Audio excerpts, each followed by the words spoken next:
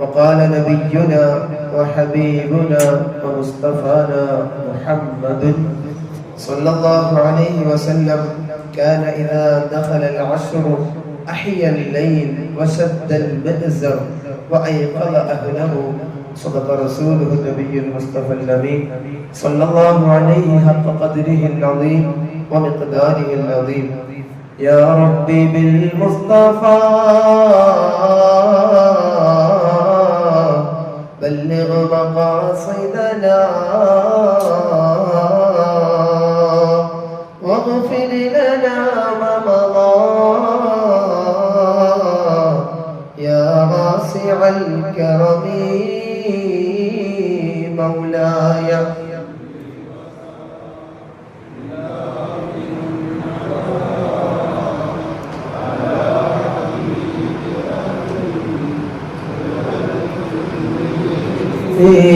يا ربي هيئ لنا من أمرنا رشدا واجعل معونتك الحسنى لنا مددا مولاي.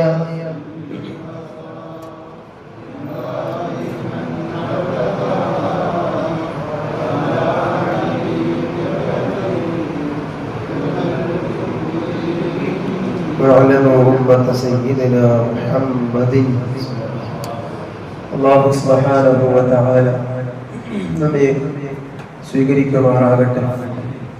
ചെയ്യുന്ന എല്ലാ അമലുകൾക്കും അല്ലാഹു അർഹമായ പ്രതിഫലം നൽകി അനുഗ്രഹിക്കുമാറാകട്ടെ. പ്രത്യേകിച്ച് വിശുദ്ധമായ റമദാൻ നാളെ അനുകൂലമായി സാക്ഷി പറയുന്നവരുടെ കൂട്ടത്തിൽ നമ്മയും നമ്മുടെ കൂട്ടുകുടുംബാദികളെയും അല്ലാഹു ജല്ല സുബ്ഹാനഹു വ തആല ഉൾപ്പെടുത്തി അനുഗ്രഹിക്കുമാറാകട്ടെ. പ്രത്യേകിച്ച് വിശുദ്ധമായ റമദാനിന്റെ പാപമോചനത്തിന്റെ മഗ്ഫിറത്തിന്റെ ജീവിതത്തിൽ സംഭവിച്ച മുഴുവൻ ദോഷങ്ങളും പുറത്തു തരുന്നതിന്റെ വാതായനങ്ങൾ തുറക്കപ്പെട്ട ദിനരാത്രങ്ങൾ നമ്മളിൽ നിന്ന് വിട പറഞ്ഞ് ഇന്നത്തെ ഈ പകലുകൊണ്ട് ഇന്നത്തെ ഈ സായം സന്ധ്യ നമ്മളിലേക്ക് ആരവമാകുന്നതോടുകൂടി നമ്മിൽ നിന്ന് ആ ഒരു ദിനരാത്രങ്ങൾ കൂടി വിട പറയുകയാണ്. അല്ലാഹു ആ പാപമോചനം കൊടുത്തവരിൽ അല്ലാഹു നമ്മെ നമ്മുടെ കുടുംബത്തെയും മാതാപിതാക്കളെയും മരണപ്പെട്ടു പോയ മുഴുവൻ പരേതരെയും അല്ലാഹു ഉൾപ്പെടുത്തി അനുഗ്രഹിക്കുമാറാകട്ടെ. പ്രിയമുള്ള മുഅ്മിനീങ്ങളെ, സത്യവിശ്വാസികളെ, ഏതൊരു കാര്യത്തിന്റെയും തുടക്കത്തേക്കാൾ ഏറ്റവും ഉന്നതമായ ഏറ്റവും ശ്രേഷ്ഠമായ സ്ഥാനം എന്ന് പറയുന്നത് ആ വസ്തുവിന്റെ അല്ലെങ്കിൽ ആ ഒരു പ്രവർത്തനത്തിന്റെ അവസാനത്തിലാണ്. നാം പല മേഖലകളിൽ പ്രവർത്തിക്കുന്നവരാണ്, പല പ്രക്രിയകളിലൂടെ കടന്നു പോകുന്നവരാണ്, പല സവിശേഷമായ പ്രാവർത്തിക മേഖലകളിലൂടെ കടന്നു പോകുമ്പോൾ ഒരുപക്ഷെ അതിന്റെ തുടക്കം വളരെ സാവധാനത്തിൽ അല്ലെങ്കിൽ പമ്മിയ അവസ്ഥയിൽ അല്ലെങ്കിൽ അല്പം മോശമായ അവസ്ഥയിലാണെങ്കിലും നമ്മുടെ എല്ലാം മനസ്സിന്റെ അകതാരിലുള്ള ഏറ്റവും പ്രധാന ലക്ഷ്യം ഇതിന്റെ അവസാനം, ഇതിന്റെ എൻഡ് ഓഫ് ടൈം, ഇതിന്റെ ക്ലൈമാക്സ് ഏറ്റവും മനോഹരമായിരിക്കണം, ഏറ്റവും സുസ്ഥിരമായിരിക്കണം എന്ന് ആഗ്രഹിക്കുന്നവരാണ്. അതങ്ങനെ തന്നെയാണ് ഹബീബായ മുത്തനബി പഠിപ്പിച്ചതുപോലെ അൽ ബറകത്തു ഫിൽ ഖവാതിമി ഇന്നമൽ അഅമാലു ബിൽ ഖവാതിമി എന്നൊക്കെ ഹദീസുകൾ പഠിപ്പിച്ചതുപോലെ ഏതൊരു വസ്തുവിന്റെയും അവസാനം നന്നായാലല്ലാതെ തുടക്കം നന്നായി, പക്ഷെ അവസാനം നന്നായില്ല എങ്കിൽ അതുകൊണ്ട് നമുക്കൊരു ഉപകാരവുമില്ല എന്നതുപോലെ ഏതൊരു കാര്യത്തിന്റെയും നാം ഏതൊരു കാര്യം എടുത്ത് പരിശോധിച്ച് നോക്കിയാലും അതിന്റെ എല്ലാം പര്യവസാനം മനോഹരമായിരിക്കണം. അതിലൂടെ മാത്രമേ അതുകൊണ്ടുള്ള പ്രയോജനം നമുക്ക് ലഭിക്കുകയുള്ളൂ. എന്തിനേറെ ലോകത്ത് കടന്നു വന്ന 1.25 ലക്ഷത്തോളം പ്രവാചകന്മാർ വിശുദ്ധമായ ദീനുൽ ഇസ്ലാമിന്റെ പ്രഥമമായ പ്രബോധനവുമായി ഈ ലോകത്തിന്റെ അഷ്ടദിക്കുകളിലൂടെ കടന്നുപോയ സമൂഹത്തിലേക്കും സമുദായത്തിലേക്കും പ്രവാചക ദൗത്യവുമായി കടന്നു വന്ന പ്രവാചകന്മാരെല്ലാം ഏതൊരു പ്രവാചകന്റെ സുവിശേഷം ഓതിക്കൊണ്ടാണോ കടന്നു വന്നത്, അതേ 14 നൂറ്റാണ്ടുകൾക്ക് മുമ്പ് മക്കയുടെ മണിത്തട്ടിലേക്ക് കടന്നു വന്ന ലോകേക ഗുരു മുഹമ്മദ് മുസ്തഫ സ്വല്ലല്ലാഹു അലൈഹി വസല്ലമ തങ്ങളാണ് അവസാനത്തെ പ്രവാചകൻ. ആ പ്രവാചകന്റെ കടന്നു വരവോടുകൂടി അതിനു മുമ്പ് ഏതെല്ലാം പ്രവാചകന്മാർ കടന്നു വന്നിട്ടുണ്ടോ, അവർ ഏതെല്ലാം രീതിയിലുള്ള ദീനുൽ ഇസ്ലാമിന്റെ പ്രബോധനത്തിന്റെ കാര്യങ്ങൾ നമുക്ക് പഠിപ്പിച്ചു നൽകിയിട്ടുണ്ടോ, അതിന്റെ എല്ലാം പ്രസക്തി അവസാനിക്കുന്ന ഒരു സമയത്താണ് പ്രവാചകൻ കടന്നു വരുന്നത്. എന്ന് പറഞ്ഞാൽ അവസാനത്തെ ഖാത്തിമുൻ നബിയായ നമ്മുടെ ഗുരു മുഹമ്മദ് മുസ്തഫ സല്ലല്ലാഹു അലൈഹി വസല്ലമ തങ്ങൾ ഈ ലോകത്തേക്ക് ഭൂജാതനായ അന്നു മുതൽ അവസാനത്തെ പ്രവാചകന്റെ കടന്നു വരലോടുകൂടി അതിനു മുമ്പുണ്ടായിരുന്ന എല്ലാ പ്രവാചകന്മാർക്ക് കൊടുത്ത ഗ്രന്ഥങ്ങൾ ഉൾപ്പെടെ തൗറാത്ത്, ഇൻജീൽ, സബൂർ തുടങ്ങിയ ഗ്രന്ഥങ്ങൾ ഉൾപ്പെടെ അത് ഏതെല്ലാം പ്രവാചകന്മാരിലേക്കാണോ നിയോഗിക്കപ്പെട്ടത്, അതെല്ലാം അതിന്റെ പ്രസക്തി നഷ്ടപ്പെട്ടു എന്ന് വേണം മനസ്സിലാക്കാൻ. നമുക്കറിയാം, ഈ അടുത്ത സമയത്ത് ഏതാനും ദിവസങ്ങൾക്ക് മുമ്പ് ലോകരാജ്യങ്ങൾ പോലും ചർച്ച ചെയ്ത വിഷയമാണ് 2024 ജൂൺ 5-ാം തീയതി ബഹിരാകാശത്തേക്ക് യാത്ര ചെയ്ത സുനിത വില്യംസും അതുപോലെ തന്നെ ബുച്ച് മോറിന്റെയും ഒരു യാത്രയുടെ കഥകളും ആ ചരിത്രങ്ങളും ചർച്ച ചെയ്തുകൊണ്ടിരിക്കുന്ന ഒരു അഭിനവ കാലഘട്ടത്തിലാണ് നാം ജീവിക്കുന്നത്. എന്ന് പറഞ്ഞാൽ 2024 ജൂൺ 5-ാം തീയതി വെറും 8 ദിവസം മാത്രം യാത്രയ്ക്ക് വേണ്ടി മാറ്റിവെച്ച് 8 ദിവസത്തെ ബഹിരാകാശ യാത്ര കഴിഞ്ഞതിന് ശേഷം ഈ ഭൂമി ലോകത്തേക്ക് തിരിച്ചു വരണമെന്ന ആഗ്രഹത്തോടുകൂടി ആ ഒരു അടിസ്ഥാനത്തിൽ യാത്ര ചെയ്ത സുനിത വില്യംസും ബുച്ച് മോറും അവിടെ ചെന്ന് 9 മാസത്തോളം അവിടെ താമസിക്കേണ്ടി വന്നു. ഇവിടുന്ന് പോയ ആവേശം ഉണ്ടായിരുന്നില്ല അവിടെ ചെന്നിട്ട്. ഇവിടുന്ന് പോയ ആഗ്രഹവും അതുപോലെ തന്നെ ഇതിന്റെ പര്യവസാനം ഏറ്റവും മനോഹരമാക്കണമെന്ന ഉദ്ദേശത്തോടു കൂടി സുനിത വില്യംസും ബുച്ച് മോറും ബഹിരാകാശത്തേക്ക് യാത്ര ചെയ്യുമ്പോൾ എന്റെ പ്രിയപ്പെട്ട സഹോദരങ്ങളെ, മുഅ്മിനീങ്ങളെ, അതിന്റെ പര്യവസാനം 9 മാസത്തിന് ശേഷം ഒരുപാട് ശങ്കകൾക്ക് അതീതമായിട്ടാണ്, ഒരുപാട് ആശങ്കകൾക്കൊടുവിലാണ് അവർക്ക് തിരിച്ച് ഭൂമിയിലേക്ക് ഈ കഴിഞ്ഞ ദിവസം 9 മാസങ്ങൾക്ക് ശേഷം കടന്നു വരാൻ കഴിഞ്ഞത്. ചുരുക്കി പറഞ്ഞാൽ സുനിത വില്യംസും അതുപോലെ തന്നെ ബുച്ച് മോറും 2024 ജൂൺ 8-ാം തീയതി ഏതൊരു ആഗ്രഹത്തോടു കൂടിയും ആവേശത്തോടു കൂടിയുമാണ് ഇന്ത്യയിൽ നിന്ന് ബഹിരാകാശത്തേക്ക് യാത്ര ചെയ്തത്. പക്ഷേ അവിടെ ചെന്നപ്പോൾ അവസ്ഥകളെല്ലാം മാറിമറിഞ്ഞു. പിന്നെ ഒരുപാട് ആശങ്കകൾക്കപ്പുറം 9 മാസത്തിന് ശേഷം അവിടെ താമസിച്ചതിന് ശേഷം നാസയും സ്പേസ് എക്സും ചേർന്ന് നടത്തിയ ക്രൂ 10 എന്ന് പറയുന്ന പേടകത്തിലേക്ക് അവർ തിരിച്ചു കൊണ്ടുവരേണ്ടി വന്നു. എന്ന് പറഞ്ഞാൽ അതിന്റെ പര്യവസാനം പോയതിനേക്കാൾ മോശമായിരുന്നു എന്ന് തന്നെ വേണം നമ്മൾ മനസ്സിലാക്കാൻ. ഇതുപോലെ തന്നെയാണ് ഒരു സത്യവിശ്വാസിയായ മുഅ്മിനായ മനുഷ്യന്റെയും പര്യവസാനം. അങ്ങനെയാണ് അവൻ ചിന്തിക്കേണ്ടത്.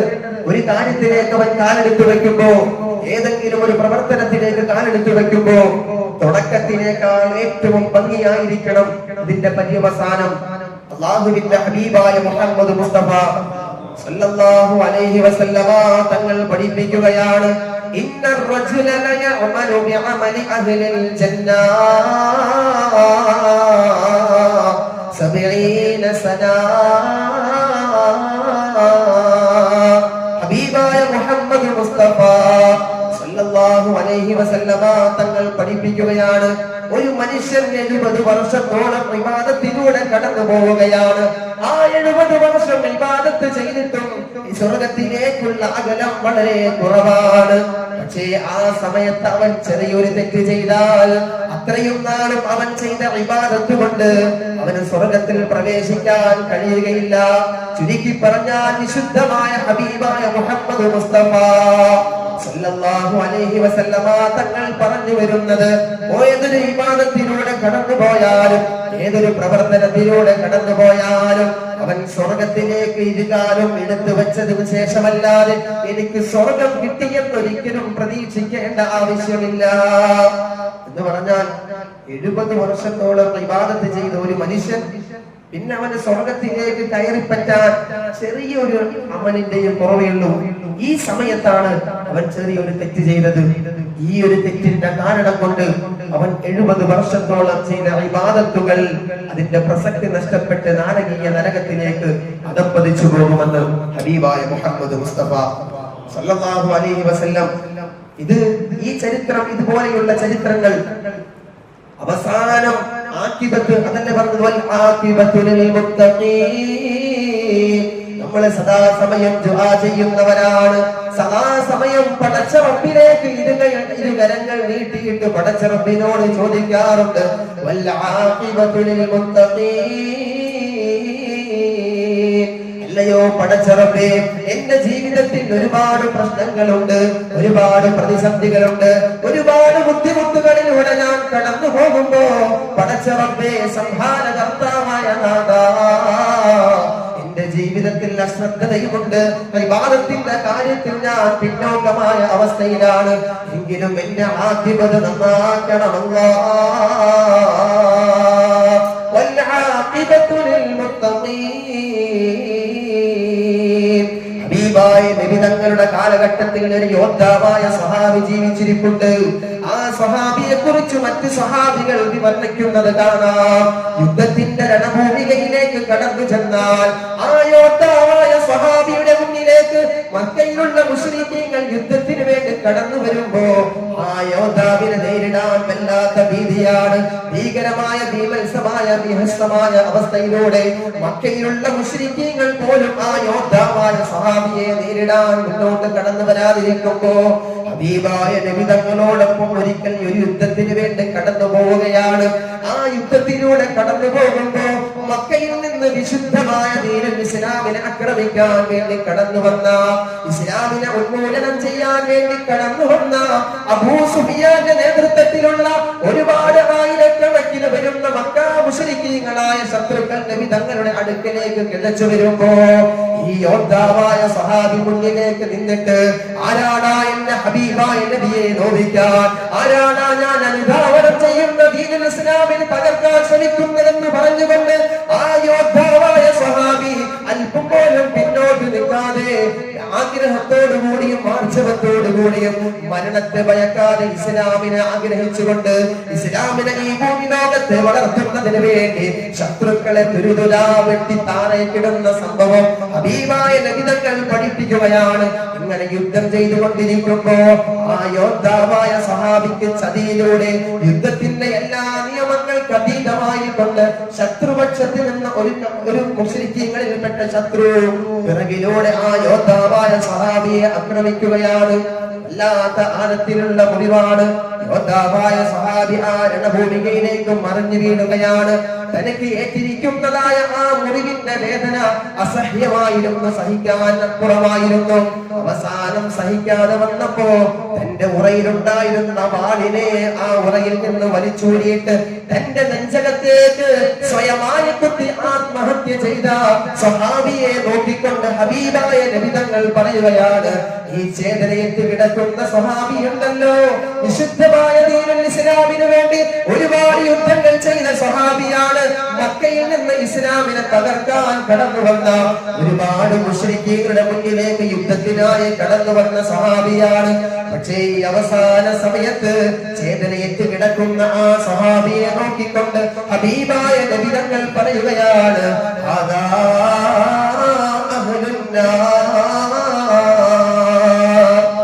ഈ കിടക്കുന്ന സ്വഹാബി കാര്യമൊക്കെ ശരിയാണ്, ഒരുപാട് യുദ്ധം ഇസ്ലാമിന് വേണ്ടി ചെയ്തിട്ടുണ്ട്.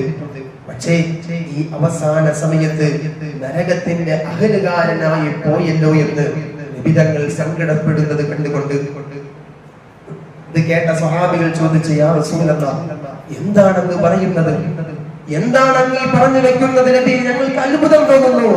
കാരണം നബിയോടൊപ്പം നബി തങ്ങളുടെ വലങ്കൈയായി, റൈറ്റ് ഹാൻഡായി യുദ്ധത്തിന്റെ രണഭൂമികയിൽ പ്രവർത്തിച്ച സ്വഹാബിയെ നോക്കിയിട്ടാണ് നബി പറഞ്ഞത്, ഈ സ്വഹാബി നരകത്തിന്റെ വിറകുകൊള്ളിയായിരിക്കുന്നു എന്ന് പറഞ്ഞത്.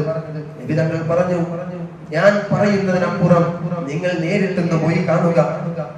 സ്വഹാബികളെല്ലാം ആ മയ്യത്തിന്റെ അടുത്തേക്ക് ചെന്ന് നോക്കിയപ്പോ ആ സ്വഹാബി തന്റെ കാലിൽ ഏറ്റിരിക്കുന്ന മുറിവിന്റെ വേദന സഹിക്കാൻ കഴിയാതെ സ്വന്തം ജീവൻ തന്റെ ഉറയിൽ നിന്ന് വാളൂരി നെഞ്ചത്തേക്ക് കുത്തി ആത്മഹത്യ ചെയ്തു. പ്രിയപ്പെട്ടവരെ, ഈ ചരിത്രത്തിലൂടെ, ഈ ഹദീസിലൂടെ നാം മനസ്സിലാക്കേണ്ടത് വിശ്വാസിയെ സംബന്ധിച്ചിടത്തോളം തുടക്കം എങ്ങനെയാകുന്നു എന്നതിലല്ല കാര്യം, അതിന്റെ പര്യവസാനം, അതേത് പ്രവർത്തനമായാലും, ഏത് സംരംഭമായാലും, ഏത് കാര്യമായാലും അതിന്റെ പര്യവസാനം, അതിന്റെ ആഖിബത്ത് എങ്ങനെയാകും എന്നതിലാണ് കാര്യം. ആഖിബത്ത് നന്നാകുന്നവരിൽ അല്ലാഹു നമ്മെ ഉൾപ്പെടുത്തി അനുഗ്രഹിക്കുമാറാകട്ടെ. ഇതുപോലെ തന്നെയാണ് നാം നിലകൊള്ളുന്ന വിശുദ്ധമായ റമദാൻ. ഇന്നത്തെ ഈ 10 നമ്മിൽ നിന്ന് വിട പറയുമ്പോൾ, ഇന്നത്തെ ഈ സായം സന്ധി നമ്മളിലേക്ക് കടന്നു വരുന്നതോടുകൂടി വിശുദ്ധമായ റമദാനിന്റെ ഏറ്റവും പവിത്രമായ, ഏറ്റവും ശ്രേഷ്ഠമായ ദിനരാത്രങ്ങളിലേക്ക് നാം കാലെടുത്ത് വയ്ക്കുകയാണ്. എന്താണ് പ്രിയമുള്ളവരെ വിശുദ്ധമായ റമദാനിന്റെ 3ാമത്തെ 10ന്റെ പ്രത്യേകത? ബിസ്മില്ലാഹിർ റഹ്മാനിർ റഹീം. ശഹ്റു റമദാനല്ലദീ ഉൻസില ഫീഹിൽ ഖുർആൻ ഹുദൻ ലിന്നാസി വബയ്യിനാതിൻ മിനൽ ഹുദാ വൽ ഫുർഖാൻ ഫമൻ ശഹിദ മിൻകും അശ്ശഹ്റ ഫൽയസും. അല്ലാഹുവിന്റെ വിശുദ്ധമായ ഖുർആൻ പഠിപ്പിക്കുകയാണ്.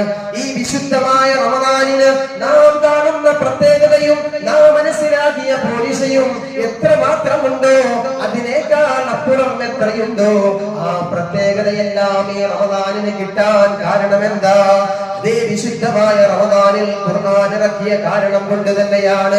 അതേ ഗഗനലോകത്ത് നിന്ന് ദിവ്യബോധനത്തിന്റെ പടപ്പാട്ടുമായി മുഖറബുൽ അംലാഖ് മലക്ക് ജിബ്രീൽ അലൈഹിസ്സലാത്തു വസ്സലാം ഹബീബായ നബി തങ്ങളുടെ അടുക്കലേക്ക് കടന്നു വന്ന് പറയുകയാണ്, ഇഖ്റ ബിസ്മി റബ്ബിക്കല്ലദീ ഖലഖൽ ഇൻസാന മിൻ അലഖ് ഇഖ്റ വറബ്ബുകൽ അക്രം. ആ വിശുദ്ധമായ ഖുർആനിന്റെ ദിവ്യബോധനം ഇറക്കപ്പെട്ട മാസം അതേ വിശുദ്ധമായ റമദാനാണ്. വിശുദ്ധമായ റമദാനിന്റെ 2ാമത്തെ 10ലെ ഏറ്റവും മഹോന്നതമായ രാത്രിയാണ്. ഇന്നാ അൻസൽനാഹു ഫീ ലൈലത്തിൽ ഖദർ വമാ അദ്റാക മാ ലൈലത്തുൽ ഖദർ ലൈലത്തുൽ ഖദ്രി ഖൈറും മിൻ അൽഫി ശഹർ. 1000 മാസത്തേക്കാൾ പവിത്രതയുള്ള രാത്രിയുണ്ട്. 1000 മാസത്തേക്കാൾ പോരിശിയുള്ള രാത്രിയുണ്ട്. 1000 മാസത്തേക്കാൾ ശ്രേഷ്ഠതയുള്ള രാത്രിയാണ് 3ാമത്തെ 10ലെ റമദാനിന്റെ ദിനരാത്രങ്ങളിൽ ഒരു രാത്രിയെന്ന് വിശുദ്ധമായ ഖുർആൻ പഠിപ്പിക്കുമ്പോ റമദാൻ നമുക്ക് കിട്ടണോ, റമദാൻ നമുക്ക് ലഭിക്കണോ, റമദാനിന്റെ ഏറ്റവും പ്രഥമവും പ്രധാനവും പ്രഭാതവുമായ അതേ ലൈലത്തുൽ ഖദ്ർ നമ്മുടെ ജീവിതത്തിലേക്ക് അനുഭവിക്കണോ? പ്രിയമുള്ള സഹോദരങ്ങളെ, ഹബീബായ നബി തങ്ങൾ പഠിപ്പിച്ചതുപോലെ അവസാനത്തെ 10 നബി തങ്ങളിലേക്ക് കടന്നു വന്നാൽ ആ രാത്രികളെ മുഴുവൻ ധന്യമാക്കും. നബി തങ്ങളുടെ മുണ്ടിനെ മുറുക്കി ഉടുക്കും. നബി തങ്ങളുടെ കുടുംബത്തെ രാത്രിയുടെ യാമങ്ങളിൽ വിളിച്ചു നടത്തുമായിരുന്നു എന്ന് ഹബീബായ മുഹമ്മദ് മുസ്തഫ സല്ലല്ലാഹു അലൈഹി വസല്ലമ തങ്ങൾ പഠിപ്പിക്കുമ്പോ അതുപോലെ നമുക്കും കഴിയണം. പ്രിയമുള്ളവരെ, ഇന്നത്തെ സായം സന്ധ്യ നമ്മളിലേക്ക് കടന്നു വരുമ്പോ, അതിന്റെ ദിനരാത്രങ്ങൾ നമ്മളിലേക്ക് കടന്നു വരുമ്പോ, അത് 21ാമത്തെ രാവ് നമ്മളിലേക്ക് കടന്നു വരികയാണ്. നബി തങ്ങളോട് സഹാബത്ത് ചോദിക്കുകയാണ്, യാ റസൂലല്ലാഹ്, ഹബീബായ നബിയെ, ലൈലത്തുൽ ഖദ്റിന്റെ ആ ലൈലത്തുൽ ഖദ്ർ കടന്നു വരുന്ന ആ ദിനരാത്രങ്ങളെ കുറിച്ച് ഞങ്ങൾക്ക് നബിയെ അങ്ങ് പഠിപ്പിച്ചു തന്നല്ലോ നബിയെ. അത് അവസാനത്തെ 10ൽ ഏത് ദിവസമാണ് സംഭവിക്കുക? ഹബീബായ നബി തങ്ങൾ സ്വഹാബത്തിനോട് പറഞ്ഞു കൊടുക്കുകയാണ്, യാ സ്വഹാബാ, അല്ലയോ എന്റെ സ്വഹാബത്തെ, എനിക്കറിയാമായിരുന്നു അവസാനത്തെ 10ൽ ഏത് ദിവസമാണ് ലൈലത്തുൽ ഖദ്ർ. 1000 മാസത്തേക്കാൾ പോരിശയുള്ള, 1000 മാസത്തേക്കാൾ ശ്രേഷ്ഠതയുള്ള, 1000 മാസത്തേക്കാൾ ഒരുപാട് ദർജകളുള്ള, ഒരുപാട് നിഅമത്തുകൾ അല്ലാഹു നൽകിയിരിക്കുന്ന ആ രാത്രി ഏതാണെന്ന് ജിബ്രീൽ അലൈഹിസ്സലാത്തു വസ്സലാം പടച്ച റബ്ബിന്റെ കൽപ്പന പ്രകാരം എനിക്ക് അറിയിച്ചു തന്നിരുന്നു സഹാബ. പക്ഷേ ആ കാര്യം എന്നിൽ നിന്ന് അല്ലാഹു തന്നെ മറപ്പിച്ചു കളഞ്ഞിരിക്കുന്നു.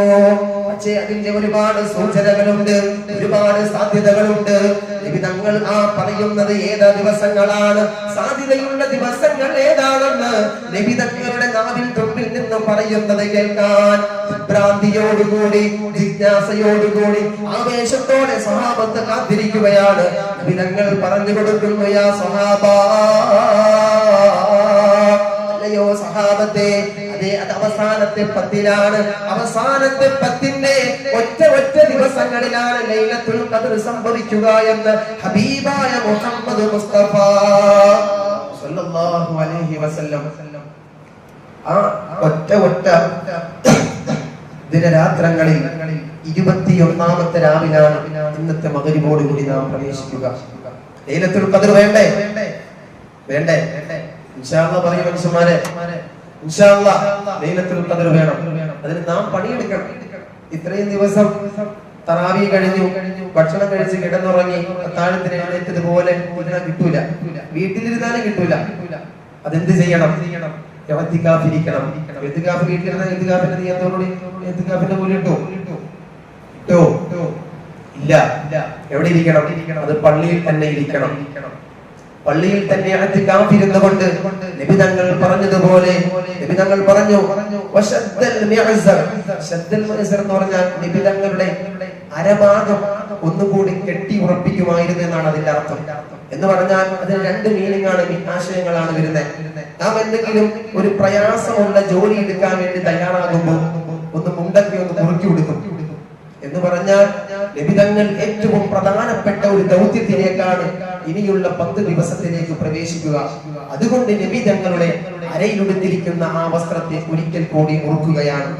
മറ്റൊന്ന് കൊണ്ട് മറ്റൊരു ആശയം എന്ന് പറഞ്ഞാൽ ഇനിയുള്ള ദിനരാത്രങ്ങളിൽ ഭാര്യമാരായിട്ട് ശാരീരിക ബന്ധത്തിൽ ഏർപ്പെട്ടുകൊണ്ട് നമ്മുടെ സമയത്തെ നഷ്ടപ്പെടുത്താൻ പാടില്ല. എന്ന് പറഞ്ഞാൽ പള്ളിയുമായി ബന്ധപ്പെട്ട് നാം സാന്നിധ്യത്തിലായിരിക്കണം എന്നാണ് ഇതുകൊണ്ടുള്ള അർത്ഥം.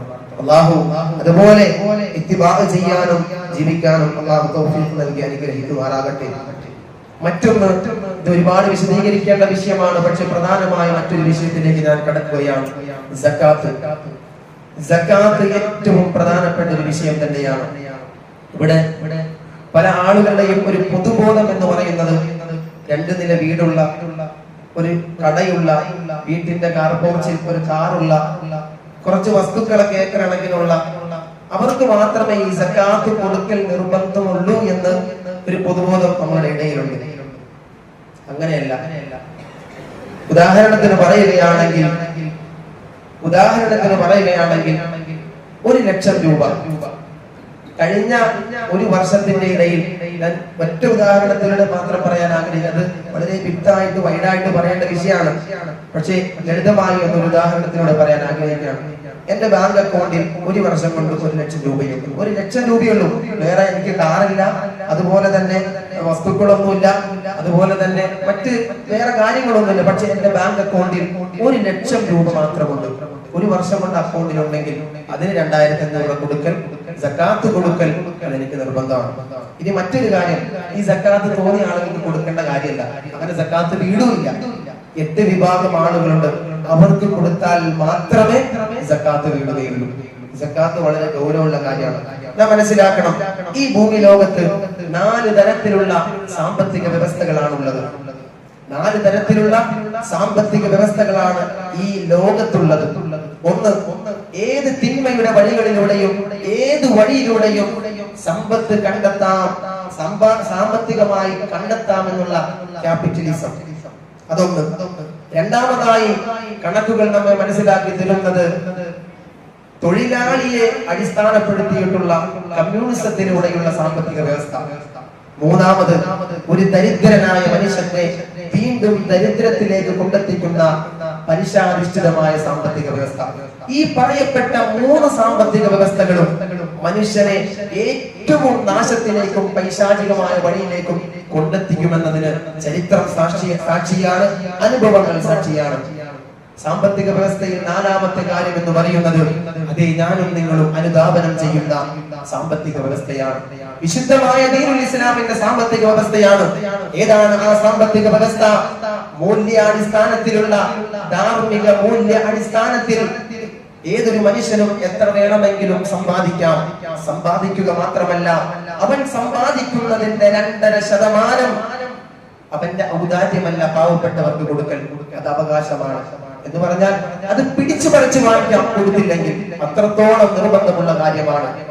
ഇത്രത്തോളം മനോഹരവും മഹിതവുമായ ഒരു സാമ്പത്തിക വ്യവസ്ഥ ലോകത്ത് കാണാൻ കഴിയില്ല. ഇസ്ലാം നമുക്ക് വിഭാവനം ചെയ്യുന്ന ആ തരത്തിലുള്ള സാമ്പത്തിക വ്യവസ്ഥ നാം ഒന്ന് ഈ ലോകത്തിന്റെ സാമ്പത്തിക രാജ്യങ്ങളുടെ കണക്കെടുത്തൊന്ന് പരിശോധിച്ച് നോക്കുകയാണെങ്കിൽ ആ മനസ്സിലാക്കിയതിനും അപ്പുറമാണ്.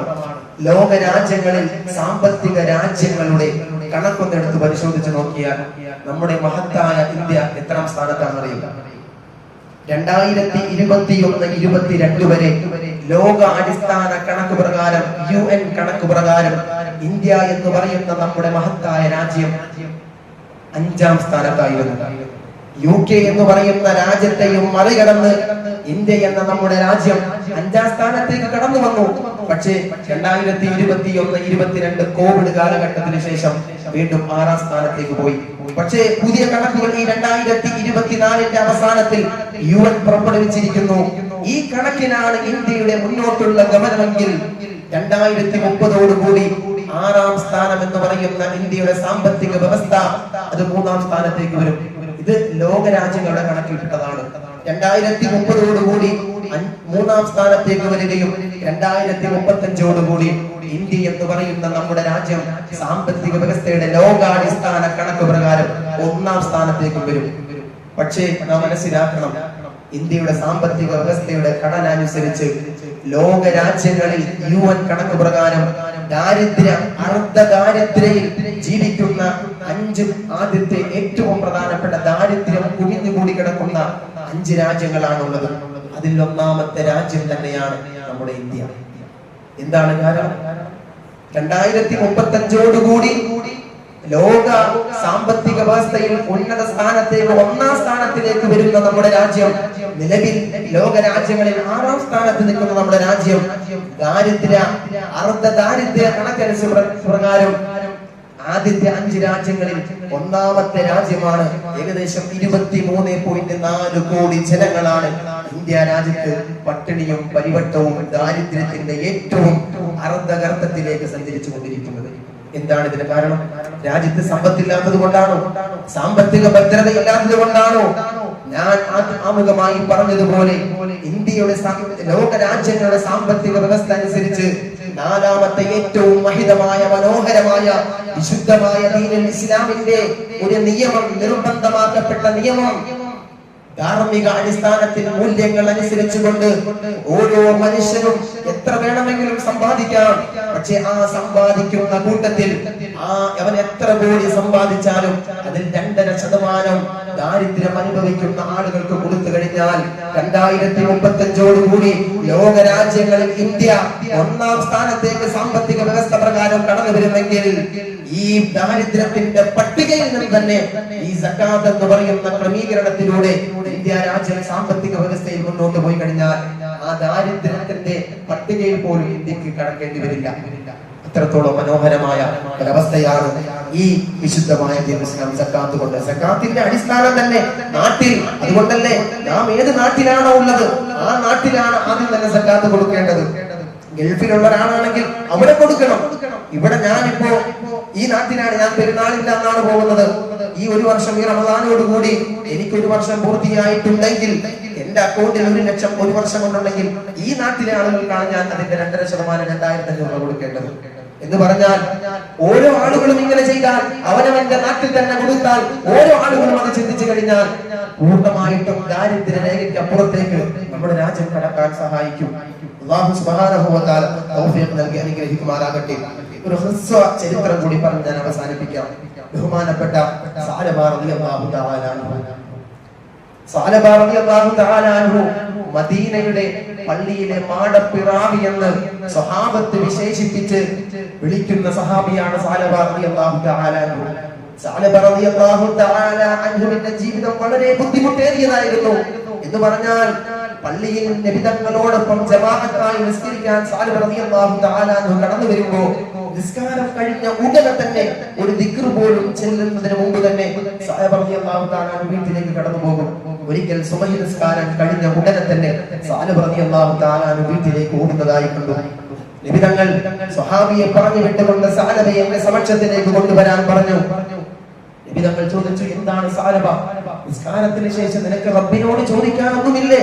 അവന് വേണ്ടി ദിക്ർ ചെല്ലാൻ പോലും നിനക്ക് സമയമില്ലേ എന്ന് ചോദിച്ചപ്പോൾ സഅലബ റളിയല്ലാഹു തആല നബിയോട് പറഞ്ഞു, യാ റസൂലല്ലാഹ്, ഞാൻ വേറൊന്നും കൊണ്ടല്ല പോകുന്നത്, എന്റെ റബ്ബിനോട് എനിക്ക് ചോദിക്കാൻ ഏറെയുണ്ട്.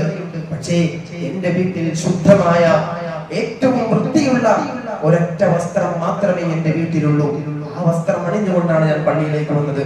ഞാൻ ഉടനെ തന്നെ വീട്ടിലേക്ക് പോയിട്ട് എന്റെ ഭാര്യയാകുന്ന പ്രിയപ്പെട്ട പ്രിയതമയ്ക്ക് ഞാൻ ഉടുത്തിരിക്കുന്ന ഈ ശുദ്ധിയുള്ള ഏകയായ ഈ ഒരു വസ്ത്രം അവൾ ഉടുത്തിട്ട് വേണം അവൾക്ക് നിസ്കരിക്കാൻ. അവളുടെ നിസ്കാരം ഖളായി പോകാൻ പാടില്ലല്ലോ. അതുകൊണ്ടാണ് ഞാൻ വീട്ടിലേക്ക് ഓടുന്നതെന്ന് സഅലബ റളിയല്ലാഹു തആല കണ്ണീര് ചാർത്തിക്കൊണ്ട് പറഞ്ഞിട്ട് പറഞ്ഞു, എനിക്ക് വേണ്ടി ദുആ ചെയ്യണം, എനിക്ക് സമ്പത്ത് കിട്ടാൻ വേണ്ടി ദുആ ചെയ്യണം. വല്ലാത്ത അവസ്ഥയിലാണ്. നബി പറഞ്ഞു, സഅലബ വേണ്ട, സമ്പത്ത് വേണ്ട സഅലബ, കാരണം സമ്പത്ത് ഉള്ളതിനേക്കാൾ നിനക്ക് ഖൈറ് സമ്പത്തില്ലാതെ ഈ അവസ്ഥയിൽ ജീവിക്കുന്നതാണ്. നബി തങ്ങൾ പറഞ്ഞു, യാ റസൂലല്ലാഹ്, എനിക്ക് സമ്പത്ത് കിട്ടിയാൽ ഈ മദീനയുടെ ചുറ്റുപാടങ്ങളിൽ ഒരുപാട് പാവപ്പെട്ട സ്വഹാബികളുണ്ടല്ലോ, അവരെ എനിക്ക് സഹായിക്കാൻ കഴിയും നബിയെ. സഅലബ റളിയല്ലാഹു തആല അൻഹുവിന്റെ ആഗ്രഹം പറഞ്ഞപ്പോൾ നബി തങ്ങൾ ദുആ ചെയ്തു, സഅലബക്ക് നീ ബറക്കത്ത് നൽകണം അല്ലാഹ്, ദാരിദ്ര്യത്തിന്റെ അവസ്ഥ മാറ്റി കൊടുക്കണം നാഥാ. ഹബീബായ നബി തങ്ങൾ ദുആ ചെയ്തു. നബിയാണ് ദുആ ചെയ്തത്. കേൾക്കേണ്ട താമസം ഉത്തരം ഉടനെ കിട്ടും. അങ്ങനെ കുറെ ദിവസങ്ങൾക്ക് ശേഷം സഅലബയ്ക്ക് കുറെ ആറ്റിൽ പട്ടങ്ങളെ കിട്ടി. അങ്ങനെ അത് വർദ്ധിച്ചു. അവസാനം മദീനയിൽ കച്ചവടം ചെയ്യാൻ എന്ന് പറഞ്ഞാൽ ആ കച്ചവടത്തിന്റെ സാന്ദ്രത മദീനയിൽ ഒതുങ്ങാൻ കഴിയാത്തത് കൊണ്ട് മദീന വിട്ടു പോകേണ്ട അവസ്ഥ സഅലബ റളിയല്ലാഹു തആല അൻഹുണ്ടായി. അവസാനം പതിയെ പതിയെ സമ്പത്ത് കൂടിയപ്പോ, കച്ചവടം കൂടിയപ്പോ എല്ലാ വഖത്തിലും ഒവ്വൊരു ജമാഅത്തിനും വന്നുകൊണ്ടിരുന്ന സഅലബ റളിയല്ലാഹു തആല അൻഹു പിന്നെ വഖത്തുകൾക്ക് കാണാതായി. അവസാനം ഒരു ദിവസം പോലും വരാതായി. അവസാനം പോയി ജുമഅയ്ക്ക് മാത്രം വരലായി. അതും പോയി ജുമഅയ്ക്കും വരാതെയായി. അവസാനം ഹബീബായ നബി തങ്ങൾ ഒരു വർഷം പൂർത്തിയായപ്പോൾ സ്വഹാബത്തിനെ പറഞ്ഞു വിട്ടു സക്കാത്ത് പിരിക്കാൻ വേണ്ടി.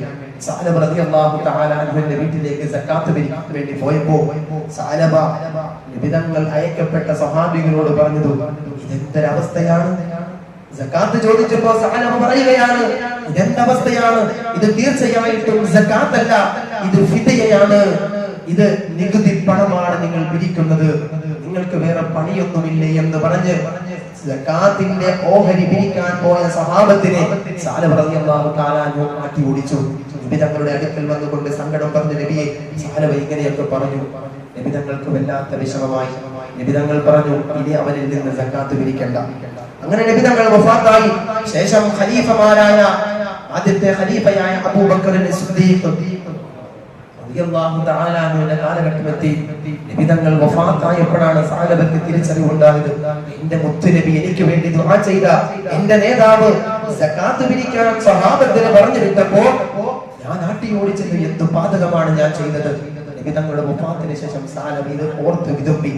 അബൂബക്കർ സിദ്ദീഖ് റളിയല്ലാഹു തആല അൻഹുവിന്റെ മുന്നിലേക്ക് സകാത്തുമായി കടന്നു ചെന്നു. അബൂബക്കർ തങ്ങൾ പറഞ്ഞു, എന്റെ മുന്നിൽ നിന്ന് നീ മാറി പോവുക.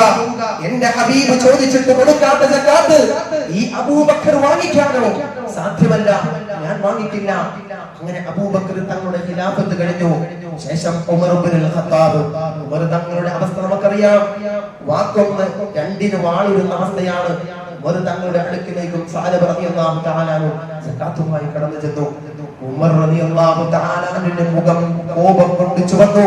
കണ്ണുകൾ തുടിച്ചിട്ട് പറഞ്ഞു, സഅലബ, എന്റെ വാളിനെ നിനക്ക് ഇരയാവണ്ടെങ്കിൽ എന്റെ മുന്നിൽ നിന്ന് മാറി പോവുക.